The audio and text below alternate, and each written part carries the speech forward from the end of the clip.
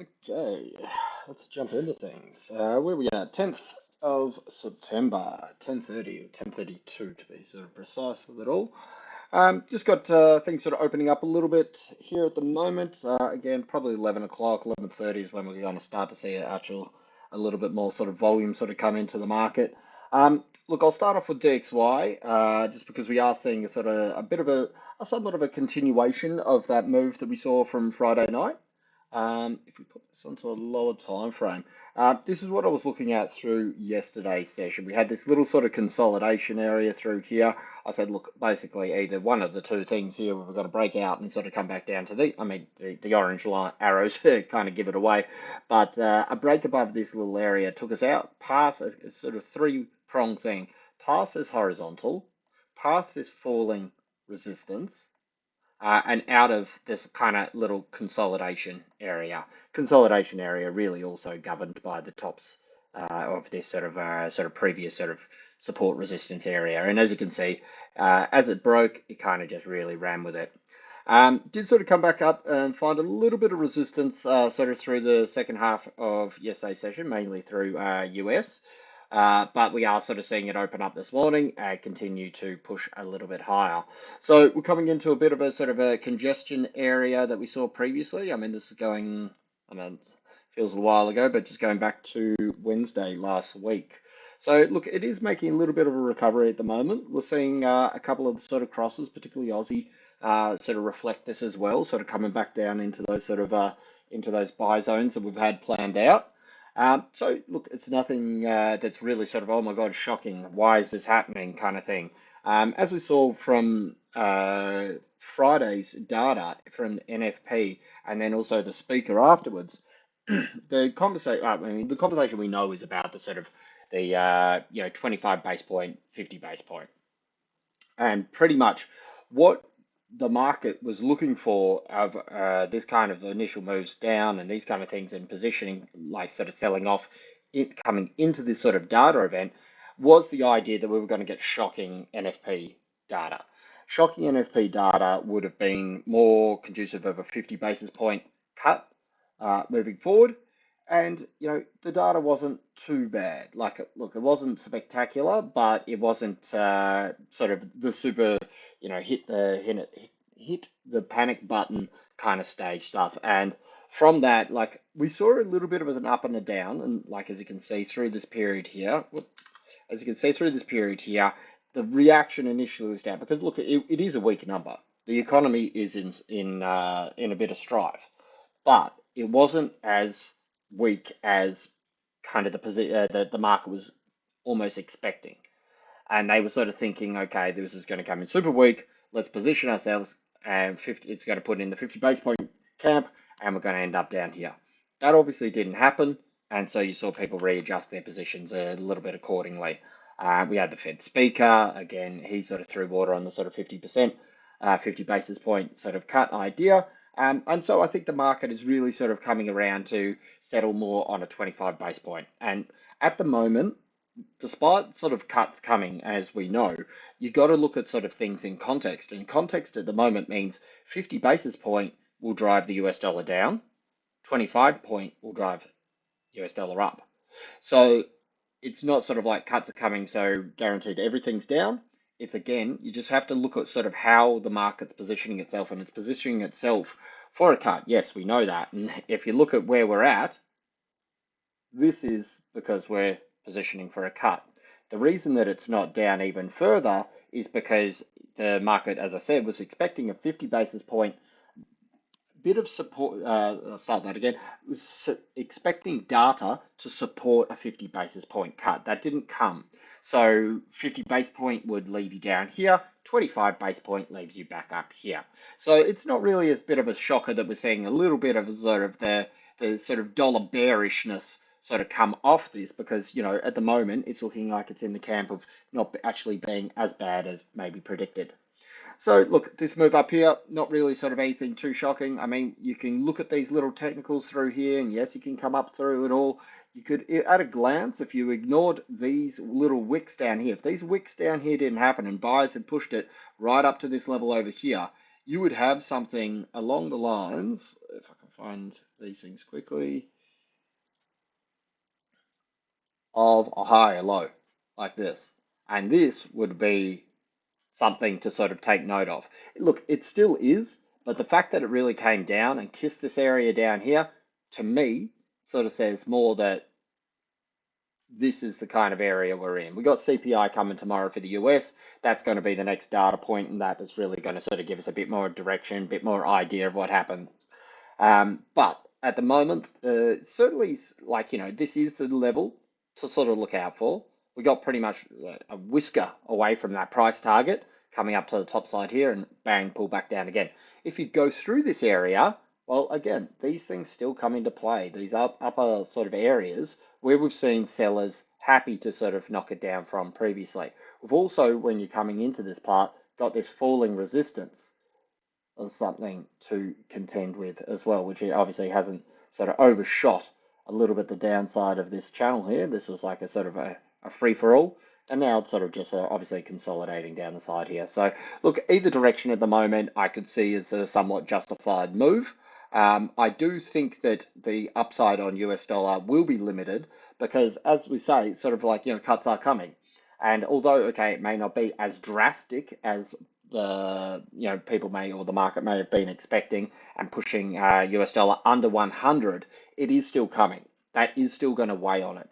And you got to have a look at little things, not that I covered a great deal in this. Here are the yields. So this is the US 10.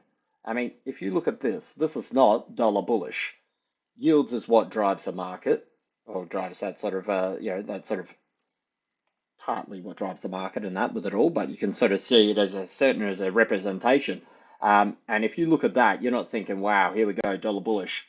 You're thinking, okay, well, this is coming off what a sort of a fairly well-known sort of little support area. If we drag US 10s through here, it's going back to June last year. So you got 15-month sort of lows on yields at the moment. So it's not really something we're sort of really going, okay, it's not sparking you with a whole heap of confidence that US dollar is about to sort of explode. I mean, people are getting out of it. They're buying bonds. This is pushing the yields down, and that's because they're trying to lock in the higher rates because the market is expecting cuts. And that's how that sort of plays out with it all. But if we get back to DXY, the here and now with it all, look, it has got its little bounce off the bottom down here. Certainly if it takes out this 102 area, this 103.17-ish kind of area, this kind of zone through here is where we'd kind of be looking for with it. This would probably almost give you, actually, I think it'd be a little bit undershot. But if you look at this up here, that gives you a measured move right up to the top of this wick over here, if that were to be the break that we do see. It's a little bit overbought, but it is curling a little bit. It's come off a little bit. So again, look, if we get back down onto these smaller time frames, we can have an idea about where it may sort of be moving. I think the fact that we had this little sort of bit of congestion up over here previously is going to be, look, there's a bit of an exchange with the market. We saw it as a little bit of sort of a resistance last night. I wouldn't be surprised if we do see a little bit of a sort of pullback around here. I don't see any major breaks coming prior to CPI. As I always sort of say, with these large data points, it's really just a matter of, sort of wait till the data comes out and supports the idea of the move. Like there's no, I mean, people do try to sort of front run moves and that, of course, but you're not going to get major breaks. As you can see with these moves down here, came down here, tested, rejects back up. Very much could be the same as you come up over to this side over here. So I wouldn't be expecting sort of a great deal more sort of upside. Look, we could push back up into these sort of higher levels over here. This would be an area which I reckon I'd be sort of pretty interested. As we can see, part of this sort of second sort of swing high through this little bit of a channel that we had sort of pulling back down here. But again, we'll have to sort of wait and see how the rest of the session sort of plans out, and we can sort of try to pick out with a couple of these other things where the flows are. So look, if we get much higher from this, as I said, I think these will be sell opportunities for US dollar if we do get up into these 180s and that. So if we do even sort of get past this point here, I'd be expecting something like this to be happening, and that's what I'll be sort of playing if we do see any sort of continued dollar buying through this session. Alternatively, if we break back down, pretty much, look, I'm going to put it back below this actual wick because we can see that obviously, what's this, 3 o'clock in the morning, we saw a little bit of buying pressure, which sort of sparked it to sort of come back up. So if we drag this out, make this a little consolidation box, we'll put this up to here. This is an area in which I could probably sort of see the market sort of just really dancing around in. If it gets above here, sell US dollars, I'd say. I don't expect major breakouts in that prior to CPI, which is again is tomorrow night. So we've still got, 20, 30 odd hours or so from that. So I wouldn't say that this is sort of about to just sort of really buck the trend. If we have a little look at this move through here for this channel, we make this a little measured move. We can sort of start to see if there's anything around this as well. And again, look, the break takes you up into this zone over here. So for me, if we push higher with the US dollar here, that's going to be some sort of sell opportunities. What I will be mainly looking for and what I do with these sort of things is I wait to sort of see, like if you're seeing this move and you look for the correlations, what should be moving with this? As we know, gold is a very strong sort of inverse relationship with DXY a lot of the time. If we see gold maintaining even while US dollars moving up, what do you think is going to happen when the US dollar comes down? I mean, if they're already buying gold, not, well, maybe not even necessarily buying gold, but they're not selling US dollar, if the flows aren't coming from the US dollar to fund gold and vice versa, i.e., US dollar going up, funds coming out of gold to push that drive, the funds are coming from somewhere else and people are happy to hold their gold positions. So when people sort of sell the US dollar, that's going to sort of diversify and go into a whole bunch of different markets and that. So it's going to be going into the euro, it's going to be going into metals. And if people are already holding these positions and then you've got another flood, another source of income coming in to drive that sort of gold price, well, that's the correlation I look for. I look for things when there's sort of like a little bit of a disparity between what they should be doing and what they're actually doing. So I'll flick across to gold. So this is what I'm looking for, DXY. Get much higher, I'll sell it down, but I'm not expecting any sort of major breakouts here. And this is the interesting thing with gold, and this is what I was talking about just then. We've got gold coming back up into this zone. So I've gone on about this for the last couple of weeks and that sort of this like larger sort of consolidation, which we know is outside the major sort of range. So it's consolidating the highs, it's broken back, it's tried to come back down in, buyers have stepped up, buyers have stepped up. So with ranges, with these sort of things, you generally have a middle part of the range, which you can see here. It's been sort of buying, broke down, and it's a selling. Buying, broke down, selling, broke down. You know what I mean? It's basically a swing point inside the middle of a range. So what you want to try and do is obviously spend more time in the section of the range, which will lead you, not always, but will put you more in the camp of a potential breakout to that direction. Obviously, it kind of makes sense. But what we're sort of looking at with gold at the moment here is obviously it's coming back up into a little resistance area. I mean, we know this is. It's on the chart. We've marked it out. The chart's been like this for the last, what's this? So, I mean, even go back here, we could see that we marked it out before we put this little grey one in. But this is going back to the 21st of August, so the better part of a month. We know that this is an area where sellers and buyers like to exchange. So this is no surprise that we're finding a little bit of a resistance coming up into this area. And this is my point. If we get sort of gold consolidate around this area, look, it could come back down over here. You know what I mean? These things aren't sort of hard and fast. But the idea is that if we see it maintain while US dollar is pushing up, then you get the flows come out of the US dollar and potentially back into, well, not even potentially, they will come back into sort of metals. That is what's going to push a little bit of a break higher on gold. Again, we're not going to get major breakouts in that till we get the data to support it. Whether that's CPI coming up or whether that's FOMC the week after. So remember, we've got FOMC coming up as well. So, it may sort of really put pressure on either the top side or the bottom side. We could see a continued squeeze of the US dollar from those lows with some CPI data to support it. But the here and now, I would say that particularly if this maintains for the next hour or so, and once we start to see that little bit of volume come in, like remember, 11 o'clock is pretty much the metals volume hour. We're either just going to see this as it is sort of a bit overbought here, coming into resistance. It's either just going to go boom, back down, and this is going to be a little area in which we're sort of seeing buyers and sellers kind of tussle between. sort of consolidation. There we go, breakout box. So this little sort of lower sort of consolidation box, or we'll break into the top half. And then from there, you're looking from 22 back to 0607. And this is the area that you'll be going through. So really, we're at a crucial point now to sort of see whether the market's going to commit to pushing it into the upper half, or whether we're going to see it, again, just dance around with the bottom half here. One thing I do sort of note from this, though, is if we have a look at here, we've got buyers down here. You sold it down, buyers are here, buyers are here. Even with that data and with US dollar kicking back, gold wasn't able to get back down to these 70s. Buyers have stepped up their sort of positions here. So they were here, sorry, they were sitting here, and then they moved up to here. So you can see that the market, despite whatever news is going to be presented to them, a double tap into this lower zone, and again, this is another zone that we've got marked out. It's not rocket science with it all. We've seen the buyers have stepped up their mark. Again, it doesn't mean it's going to hold forever. But if we look at how prices reacted previously for a similar sort of situation, and we can see that buyers were here,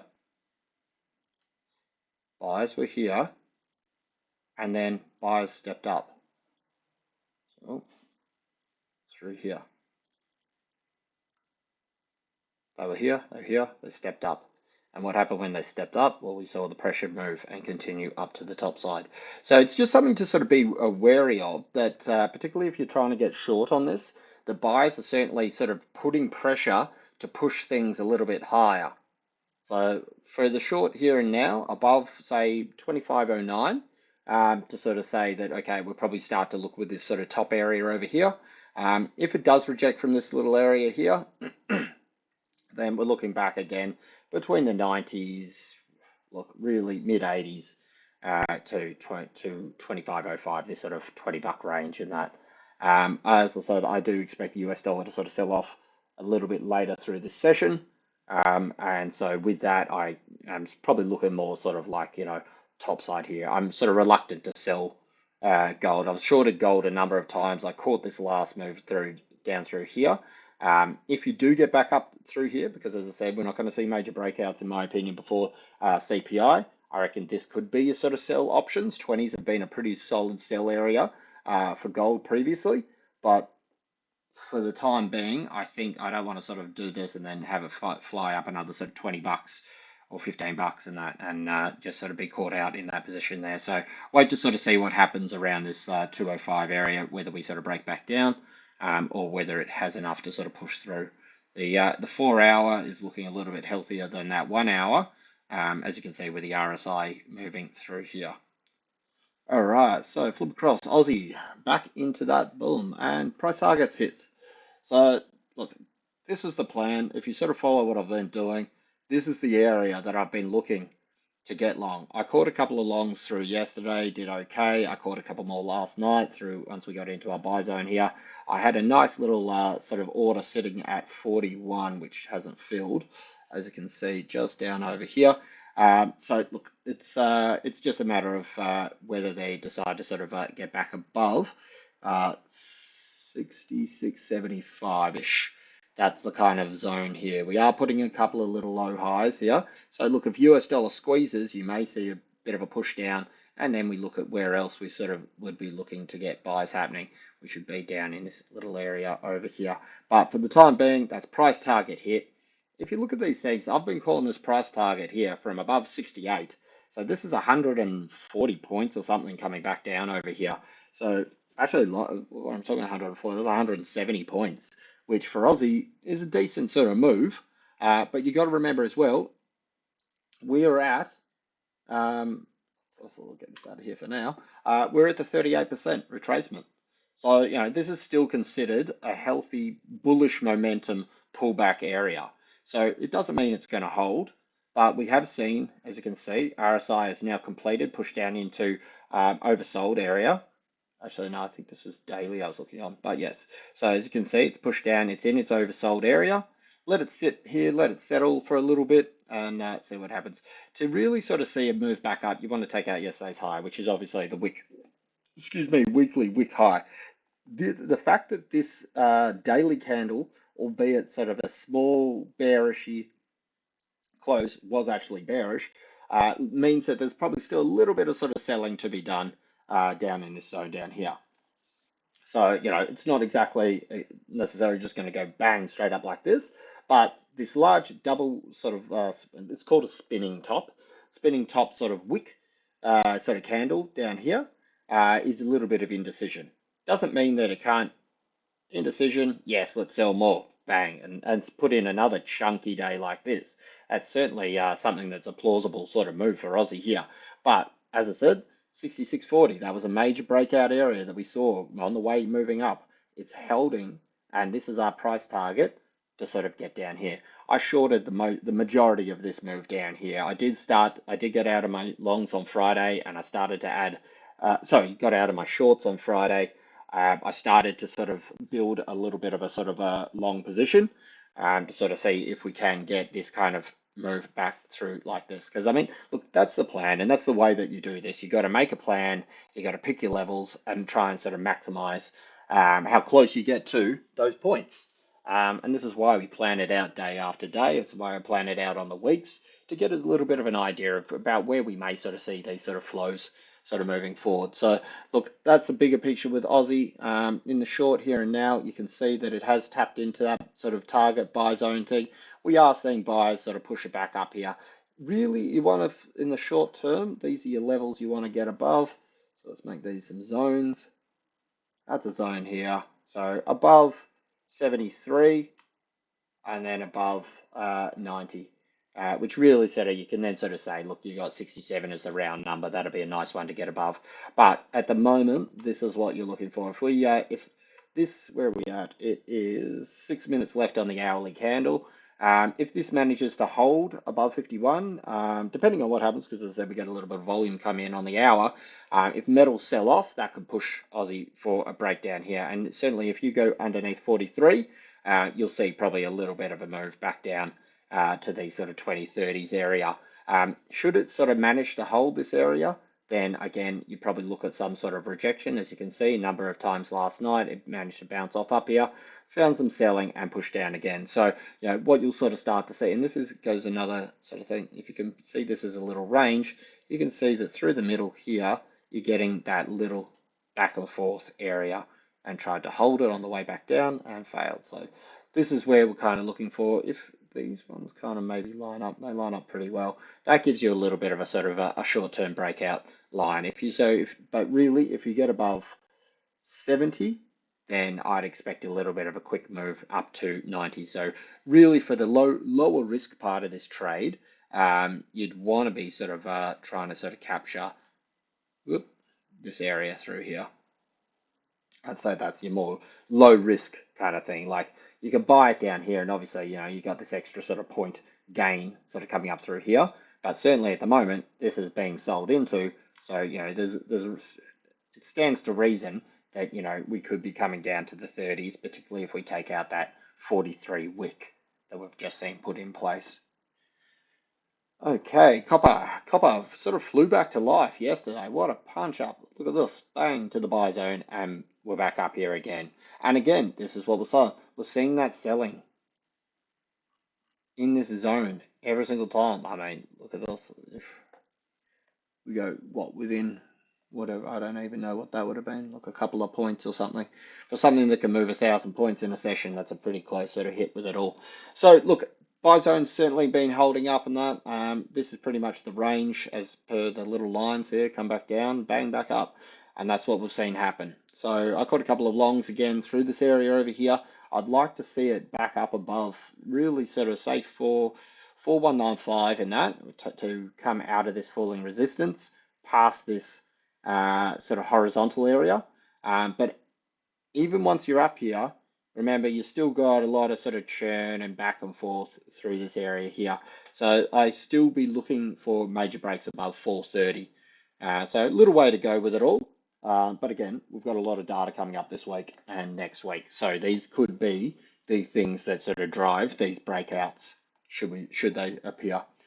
And finally, just finish off with China, because China really it had some data out yesterday, and as you can see, the double bottom is held. It's coming up into this little area here to sort of see if we're going to see a break higher. Let's get rid of this for now to make it a bit clearer. Get rid of this one. So yes, it's somewhat sort of broken out of this kind of channel that it was respecting. Like it's, as you can see, early indicators of channel breaks and that are when it fails to complete the action. So as you can see, sellers, got 3 touches down here. For this to be a continuation, you would have wanted down here, then a bounce up to over here to sort of continue that move coming down there. Obviously failed to make that sort of continuation there, double bottom, and that's sort of giving us an early indicator that we might be seeing a little bit of US dollar buying coming through here. And this again is what partly will weigh on Aussie. Till you get this sort of double rejection down here, and we can say that, okay, this is a range that it's going to be, excuse me, going to be sort of dealing with down here and potentially still coming back to this sort of move to the downside, then, you know, that's going to put pressure on Aussie. If this breaks and moves back up over here, well, again, that's going to be something that they're going to have to sort of contend with a little bit as well, and could certainly see Aussie trade a little bit heavier in the time being. I have seen sort of iron ore prices have dipped down quite dramatically last couple of weeks, so obviously that's not a great thing for Aussie. But again, you know, it's not the deal breaker. We still have a very hawkish RBA, and that's the thing is there's no prizes for trying to sort of be like, okay, yep, no, they're faking, they're lying, they're going to cut tomorrow. Like there's some ridiculous about 85% or something is apparently expecting a cut by the end of the year. And look, that could definitely come. I don't think it is. I'm not trading that idea. I'm trading off what they're sort of telling us at the moment. I think sort of the idea that Lowe's sort of stuffed up so badly and told people, oh, you know, take a home loan, you know, really borrow to the hilt because we're not going to raise rates for 2, 3 years. That's one of the worst calls from, you know, particularly a head of a central bank in a very long time, and it's very detrimental. And now you've got the flip side of it of Bullock saying, hey, look, some people may have to sell their homes. Imagine the backlash if she's out there saying, look, some people have to sell their homes. People freak out. They go, okay, oh, what? There's no hope for me. They sell their home and then they cut the rates again. I mean, I think they'll be very cautious. I think that'll sort of weigh into their sort of their thinking moving forward. All right, quick look at the news moving forward because we've got 11 o'clock coming in. See if we can see some volume. Where we are, Tuesday here. So it's pretty quiet on the front here. We've got, wow, so your consumer sentiment down. Fairly big drop off from last time for Aussie. This probably would have been, if I have a quick look back over here, yeah, put a little bit of sort of pressure on the Aussie, and that certainly in the short term. We got 11:30, so half an hour now. We got the business confidence. No sort of forecasts or anything for this kind of stuff. Trade balance with China will be something to keep an eye on. As I just mentioned a second ago, China won, and also by extension the Aussie, something to sort of pay attention to there. Um, Look, we got GBB, Claremont Council, that's the sort of unemployment claims. Um, that's at 4 p.m., so you know, local time. And then the rest of the session's pretty quiet through today. As I said, I think the market's really going to start to shore up its positions for tomorrow with CPI from the US. All right, that's it from me.